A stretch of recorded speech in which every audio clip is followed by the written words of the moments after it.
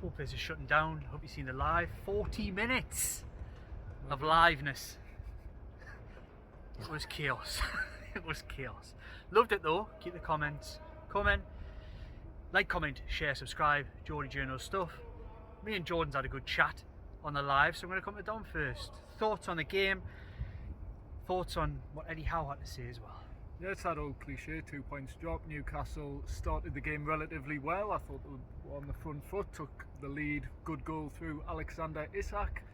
Probably deserved. Everton did pose a threat with the height, physicality, set pieces, and then second half it looked like Newcastle were going to extend their lead. Dan Burn scores a good goal. It was a well worked goal, but unfortunately offside. Alexander Isak has a opportunity headed clear off the line. Hit the bar. Yes. James Tarkowski put it onto his own bar. Harvey Barnes had a couple of chances. There was a lot of opportunities. It was just a case of that second goal not coming, and when you're against teams who are fighting for everything, who are still in the game like Everton were, just takes one moment of madness, and that's basically what happened. Paul Dummett comes on, first one of his few Premier League outings under Eddie Howe, let's be honest, and a few minutes in concedes a late penalty. So yeah, 2 points drop for Newcastle. Still, It's the lawnmower, isn't it? it is shutting down St James's Park, but yeah, really disappointing from Paul Dummett's perspective. Ultimately cost Newcastle 2 points, but then you could say a failure to take the chances in the second half also played its part as well. So yeah, I'll say it is 2 points dropped. A disappointing evening on the whole, considering Newcastle took a big step forward on Saturday with a 4-3 win over West Ham, and those back-to-back wins continues to elude Eddie Howe's side.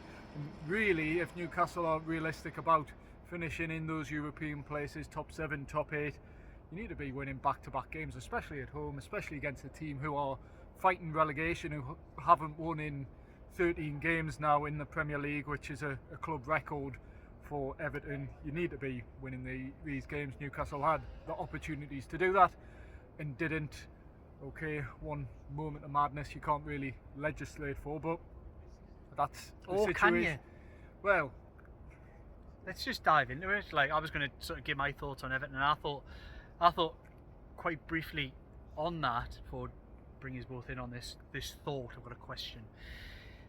I thought Everton, if Newcastle had been involved in, flirted and been involved in relegation battles over the last, however many years, I think if that was Newcastle going to a team who had upward ambitions for European places, and they'd managed to hang in for the whole game despite, giving it a fair amount of opportunities away, and managed to rescue a point with a late penalty, I think you would say they deserved it. I thought Everton, they were very archaic in their approach, but that's what you get from Sean Dyche, one-dimensional rubbish most of the time, but it worked for them today.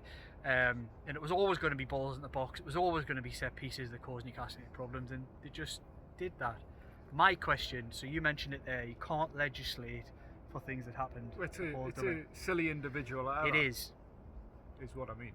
So does it mean certain players in the squad, look, what was it, 12 proper first teamers, like no chance of being available today, you are going to scrape the barrel and go further and further down the squad, but does that highlight the players like Paul Dummett, who, let's be honest, has barely kicked a Premier League ball for years at Newcastle United, should still be in a Premier League squad? Yeah, I mean, that foul was like something you'd maybe get away with in 2015 when Paul Dummett was a regular. Yeah, that's what it was like. It was a tussle. I mean, when you see it now, under the scrutiny of VAR, it's a stonewaller, but back then maybe you get away with it, and obviously he did get away with it in real time. It's just VAR intervened in the end. So yeah, it's one of those things. Newcastle's squad, as we've always said, with the injuries as well, once you peel back the initial few quality players they've had now, but what was previously maybe 14, 15, it starts to get very, very thin, very, very fast, and that quality or lack of quality did show today. And it's no slight on Paul Dummett.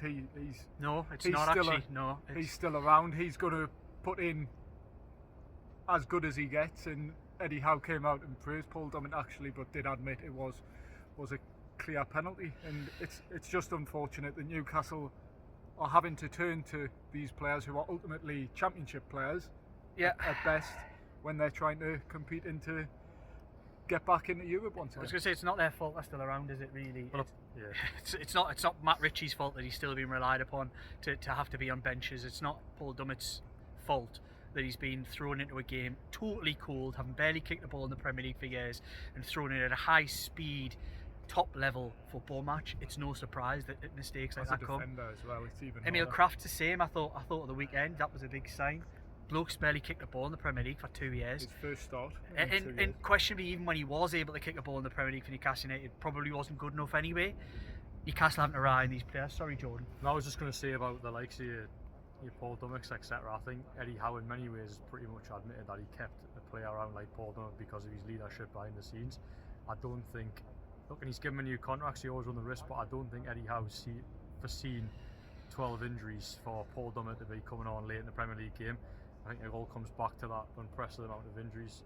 But on the flip side of that as well, do you hand out contracts to players that when you put on the pitch there's question marks over them? Probably not, and that goes to summer now. I think, look, Paul Dummett was given a new contract this year, that's done. We go to summer now, should Paul Dummett be given a new contract? That was the question I was thinking. And I would say, and this is a really difficult one, Newcastle have got 2 centre-halves with 2 ACL injuries, so what did Newcastle do in the summer? Because the transfer budget, we don't know what it's going to be yet, but you know it's not going to be millions and millions. Do you, again, keep a Paul Dummett around because he's cover, or do you look at it and think, well, look, in many ways he's been a great term at this football club, but is he good enough to play Premier League football regularly now? And I think probably the harsh answer to that is no. So it's a real dilemma in the summer: is do you keep him around as a body because it's an easier option, or do you let him go and reinvest and spend a lot of your budget on not just one centre half, but probably 2 as well, given Lascelles and Botman have both got long-term injuries. Interesting. My thoughts is upwardly mobile football clubs don't hand out new contracts to players they can't rely on to play football matches, and I think in the harshest of harsh realities, and I've loved Paul Dummett as a player, and ideally you would keep him around and that kind of thing, but sentiment doesn't get you anywhere in football, and I think his time's probably come. That's not just a reflection on seeing what we're seeing tonight. I actually think it's really unfair, and I said this in live, to really pile on him for that mistake. It was a bad error, but like I say, you're throwing in a lad who hasn't really been a Premier League footballer for 5 years. Is it that long? Am I being harsh there? Probably. No, probably. Yeah. Probably is. He hasn't been a Premier League footballer really for Certainly a regular, probably for about longer. 4 or 5 years, 6 years. To be thrown in during a game, which is in the second half of a game, to get up to speed all of a sudden in a position that probably isn't his position any longer. He's played left back in his career, of course, but was always probably a bit of a centre half who can play a left back rather than the other way around, a left back who can play centre half. Even though he's probably played most of his career there, was always a centre half. It was a difficult one. I actually don't blame Eddie Howe for throwing him on. He was an experienced body. He's got him on the bench. To have thrown Alex Murphy into that situation would have also had its own faults in certain ways. So I do see why he did it. I can't fault him for what he did. You could look and say, could you have put Byrne out at left back? But Dan Byrne, for me today, it was amazing to see the big man in his natural habitat. Not, like a proper centre half at centre half, and I thought he was excellent for Newcastle today.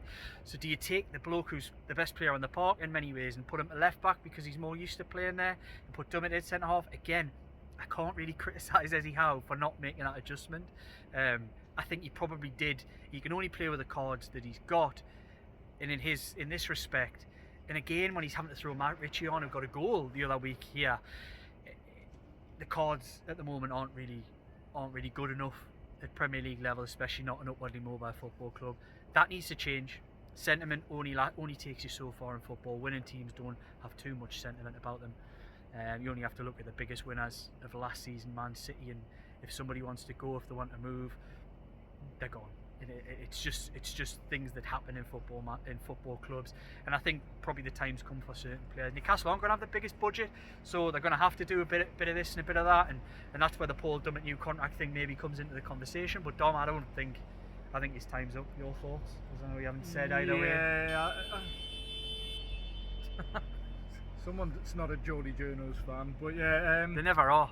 Paul Dummett, I think you're right. There's no room for sentimentality in Newcastle, though there is the caveat of the fact Jamal Lascelles and Sven Botman are going to be out for at least the opening months of next season. So Paul Dummett, if you do get into the early rounds of, like, say, the Conference League, for example, could Paul Dummett do a job where he will fill that academy player quota as well? Let's not forget, so would be an extra body in that regard. There is arguments for Paul Dummett to stay. I wouldn't feel too strongly either way, to be honest, but if we're being realistic, like you say, Liam, Newcastle wanting to be upwardly mobile, ambitious, keeping defenders in the 30s who've barely kicked a ball in recent seasons and who, let's be honest, aren't anywhere near top half Premier League standard, let alone teams challenging to be in the Champions League standard or European football. I think there's no room for sentimentality in that regard, and it would probably be wiser for Newcastle to reinvest the wages that they'd spend on Paul Dummett on maybe a young up and coming player who they can actually nurture and bring forward. And Alex Murphy maybe falls into that category, you know, potentially, yeah. Because he's a left back who can play centre half. He's knocking on the door, and his time feels like it's coming, and it's only going to take one more injury before he's probably going to be in and amongst the team, and it'd be nice to see him get some minutes between now and the end of the season, because for me he's the ideal player to come in. He probably needs in an ideal world you'd probably say send him out for 6 months next season and bring him back in January, but they might not have that luxury, not with the injuries they've got in that department. It depends what Newcastle do in terms of bringing in centre backs, but do you want to spend the majority of your transfer budget on centre backs? And Newcastle may not have another choice. Eddie Howe did admit it sort of sharpens their focus in maybe a different area of the pitch, because two major players or two key players defensively out injured for long periods does sort of change your priorities slightly. I was going to say, what do you want to do with this? Because we could potentially do, I know you're potentially jetting off. This is your last appearance. Yes, it's your last appearance for a little while.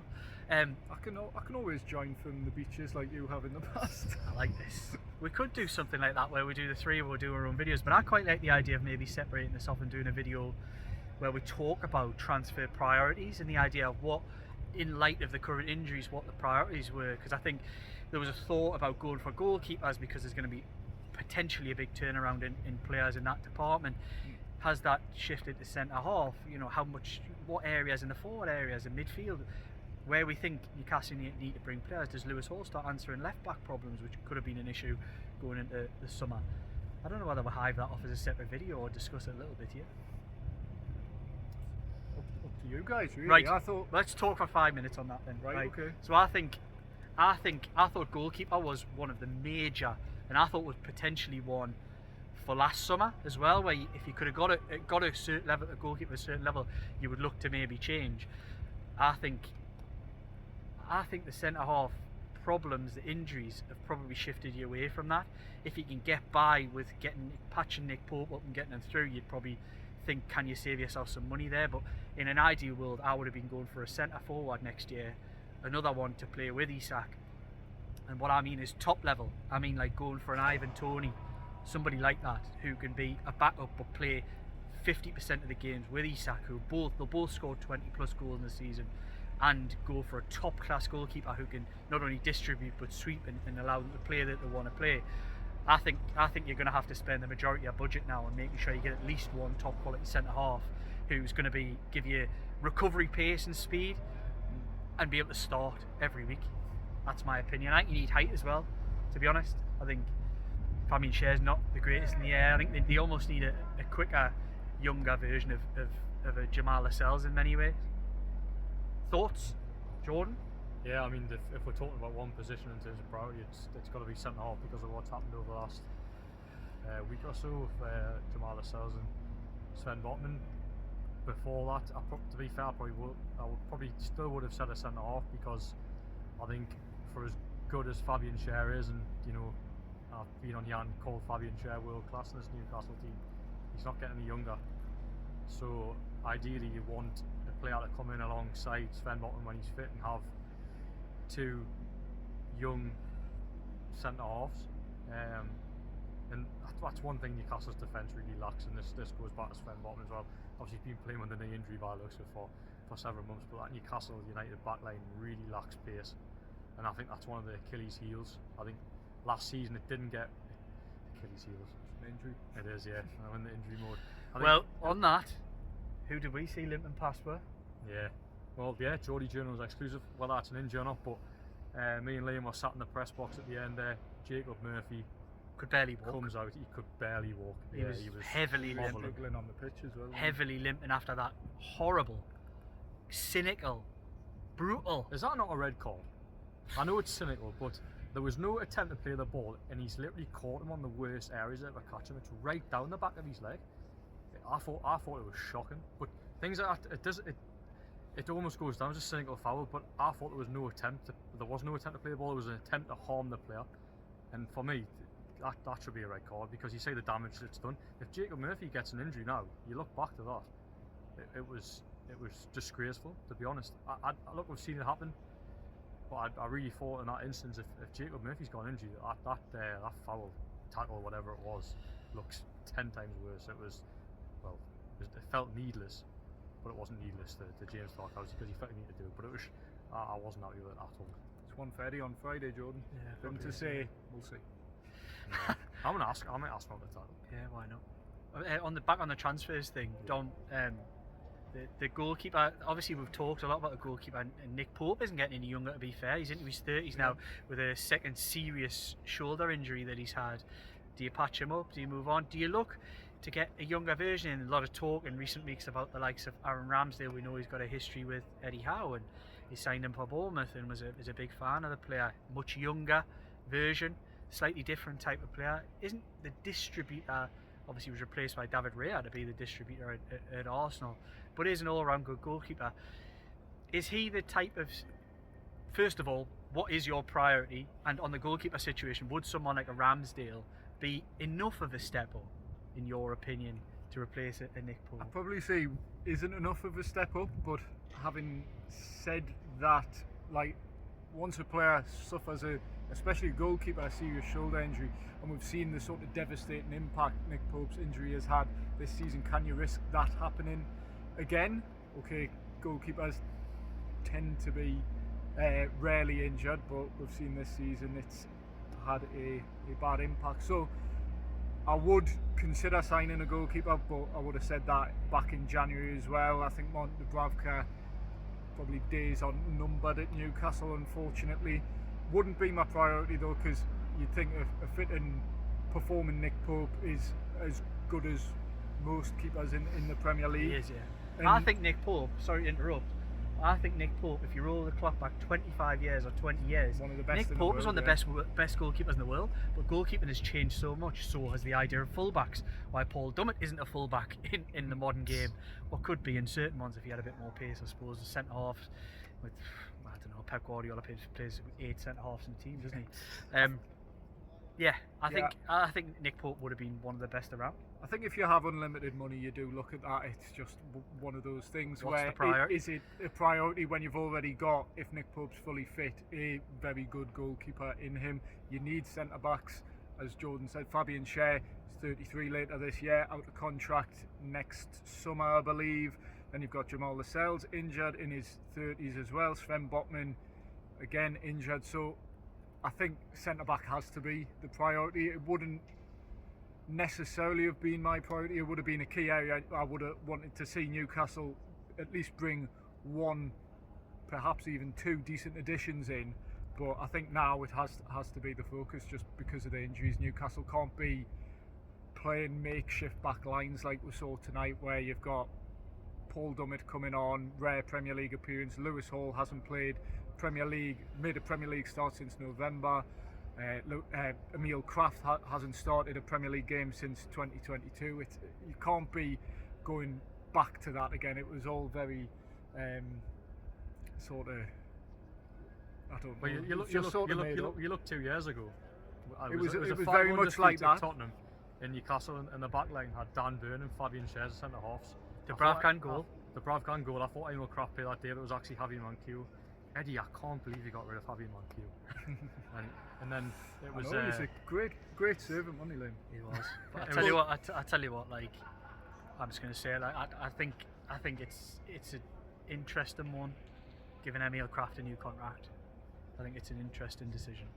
It's not one I would agree with, because I think when Emil Kraft's played, even when he's been available, his positive performances have not outweighed the negative ones. I think he's a good pro. He's got a good engine. He's a decent athlete. I don't think he's the answer to any of Newcastle United's. Do you not think problems. it comes from PSR fear though? Emil Kraft, cheap, reliable, good. How many of those do you keep though? Good character. He can play a couple of positions. Can he though? How? Eddie Howe will see. I know he will, but he also said Jacob Murphy's a centre forward. I mean, let's not mess around here. Like, Emil Kraft is. Emil Kraft I think plays it's for. a safe option. Emil Kraft, how many teams in the Premier League does Emil Kraft get a regular game for? I think you'll probably find the answer on one hand. But he's If also that. Newcastle's third choice right back. Yeah. But he's needed. I think as a third choice right back, it's What teams fine. do teams have third choice right backs? If they can Is that also, regular? If they can also play centre back. Are you? I'm just not. Are you no. debating he can even play? I'm not centre even. back? No, I think he's had a couple of decent performances this season in solid defensive shows. Was it Man City? Man It is City, Man City and Man United. United. But I just think it's a big ask to have players like that in your squad who you keep rewarding with new contracts when. Can they do a job for you when you need them to do a job? That's the thing. I don't really care who the players are if they can be called upon to come in and do a job. And I would argue the last week has proven that Emil Kraft, for me, hasn't been able to come in and do a job for Newcastle United. Paul Dummett was required to come in and do a job today. He's a lad who has not played any football, really, for the last 4 to 5 years. Is that what you want to keep in your squad? Is that what we've come to? It's not. No. It's like the Scott Carson decision at Man City. The fact is he's a goalkeeper, he's a third choice goalkeeper and will never have to put his gloves on. That's fine. Paul Dummett is an outfield footballer and will have to put his boots on at some point because injuries sometimes do happen. I mean, in if football. Scott Carson was at Newcastle, he would have got minutes this season. Yeah. His third choice goalkeeper. Yeah, he would have, That's yeah. how silly it's been. But yeah, I think It has, and that's the big caveat in all this, Dom, and that's a bit that we can't. We always have to caveat these things. Context is always important. It has been unprecedented, and I never want to use that as excuses all the time, but it has just been bloody silly this season, the amount of injuries, for whatever reason, wherever the blame lies, wherever it doesn't lie. Bad luck, Eddie Howe said. Well, I think there is an element of bad luck, but I always think you can't point the finger at bad luck too much, because then it doesn't allow for any self-reflection, and I think there's got to be some level of self-reflection in this season as well, with regards, as we've mentioned before, style of play, intensity, training, etc. I think if you don't look at those things, it would be amiss of anybody to not reflect in that regard. There's been the joys of last year. There's been so many lessons to take from this season. I do hope that this season, however it plays out, is a learning curve for them to go again next year. I think for as difficult it has been, hopefully it has some long-term gain. I think if Newcastle get Europe, given the way the season's unfolded, okay, they haven't won anything, but they've got to the latter stages of the FA Cup and the Carabao Cup. Okay, nothing to show for it, but if they qualify for Europe, I'd say it's been an all-around decent season, all things considered. I would agree. I think to the adversity that they've faced this season, to have done all right in the cup competitions without ever threatening to go further than they did. I think the Carabao Cup final was realistic this season, but all lifts and buts in it. I just think if you take the context of some games, Newcastle are still in the European fight, and I think that's brilliant. Oh yeah. But they should be right in there, because I looked at the league table before. 3 of the bottom 5 have played here at home this year, and they failed to beat them. Yeah. It's So going to be they've those. had- If they've had the opportunities to get in that top 7, they should be there. In many ways, quite comfortably. I know it doesn't work out that way with sport, the injuries, the adversity, etc. But there's been moments. You talk of the Carabao Cup where they've got in the quarter final. Oh, sorry, they got this. Yeah, quarterfinals. The FA Cup, obviously Man City. They've been close, but they've not quite got there. And yeah, I think it's 13 points drop from winning positions at Is St it? James's Park this season. How many do you reckon they dropped last season from winning positions here? Not many. Man City, the only one. Was it They drew really? 3-3 when they were 3-1. So they only dropped 2 points. Yeah. Wow. It's just been a total opposite of what last season's been. It's been Or West Ham as well. Sorry. Sorry, I'm gone. kind of Geordie Jones can't get their stats right. No, I was thinking. I'll let you off on that. No. Yeah, well, Slip right. of mind. It was underwhelming, but Newcastle are still in the mix. You know what I mean? They are still in the mix. Yeah. I do think the drop point almost puts a bit of pressure on Saturday because the games are running out now. What's that? 7, 8? What? 8 games. Eight games to go. Realistically, I think if you want to get European football, you're probably going to have to at least win half of those. I think you're probably going to have to win 4 of your 8 to get yourself in the mix and potentially pick up a few bits and bobs on the way as well. Have Newcastle United got it in them to do that? I think they've got the fixtures where they can. I think the next 2 are going to be tough, especially with depleted numbers, and doesn't look like anybody's going to be coming back. Yeah, I think that back 4 against a rampant forward-thinking Tottenham side has got panic written all over it, but you never know. And I think Fulham has been a reasonably happy hunting ground for Newcastle United over the last few years, but traditionally wasn't always an easy place to go. So, and they're iffy, they're up and down, but they're kind of in the mix. Bournemouth pulled themselves into the mix at some point today, and I think to call it a European fight actually misses the point a little bit. I'm not sure it's much of a fight. I think anybody who puts any kind of run together in these last 8 games is going to get a European place, because not one of the teams, whether that be Chelsea, West Ham, Newcastle, Wolves, Brighton, nobody's grabbing it with 2 hands. Yeah. And I think the two teams that do grab it with both hands will put themselves right in the mix, because it's not going to take a lot. Like I say, 4 wins, I think they'll get Newcastle in there. Yeah. Agreed. Right, we'll wrap it. Dom's off to sunnier climes. Yes. Titanic. I don't think he's going to the Atlantic, but you got the bottom of the Atlantic? You don't want to be in one of those little things. What we're doing? Yeah, let's finish the video. Right. Like, comment, share, subscribe. Absolutely fantastic feedback and fantastic interactions on that live video. Shame I had to cut it off because it was going to be a record-breaking one, but do like this video. It helps with the algorithm, it shares it around, and allows more people to see the Geordie Journos, which is what we want at the end of the day, isn't it? Like, comment, share, subscribe for more from these guys and me. Click the bell if you love the Geordie Journos. Cheers.